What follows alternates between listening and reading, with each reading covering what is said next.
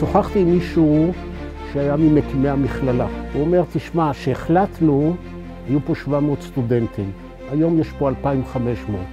זה מעבר לחזון שהיה לפני 10 שנים, 15 שנה.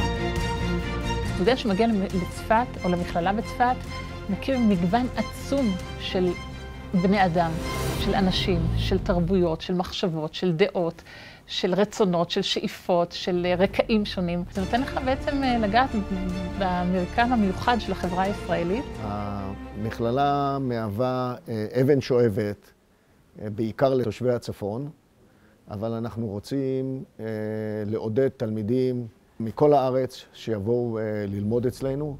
זה מרגיש ככה מאוד מקצועי להגיע למקום שבאמת לא חסר בו כלום. יש פה תנאים באמת טובים. הייתי אנטי לבוא לצפת והמקום מאיר לי פנים. אני שמחה שכל הפחדים שלי למעשה ירדו. הכל נמצא פה בעוצמות חזקות ובעוצמות חלשות, ברגעי קסם וברגעי מתח. כיוון שיש פה כל כך הרבה מקצועות טיפוליים, ובסך הכל כל אחד במקצוע שלו, בקליניקה, במשרד או לא משנה איפה, יפגוש את הרב תרבותיות המורכבת שיש לנו בארץ. אני התחלתי לפני שנתיים ואני מאוד מצטערת שזה אוטוטו נגמר. אם אנחנו נתקלים בבעיה, יש לנו גם יועצות מדהימות, שהן עוזרות לנו תמיד ולאורך כל הדרך מלוות איתנו. אני חושב שיש פה הזדמנות שאין במקומות אחרים.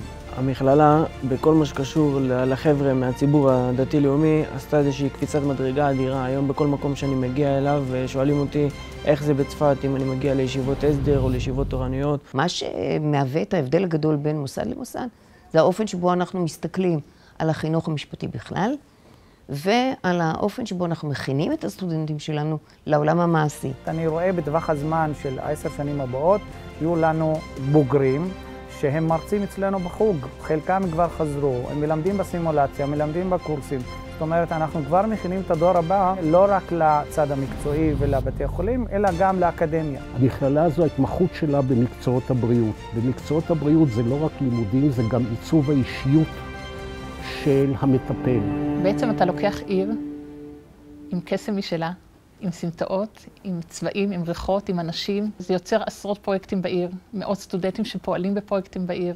השילוב הזה הוא, אתה יוצא החוצה, אני חושבת שאתה יוצא אדם אחר.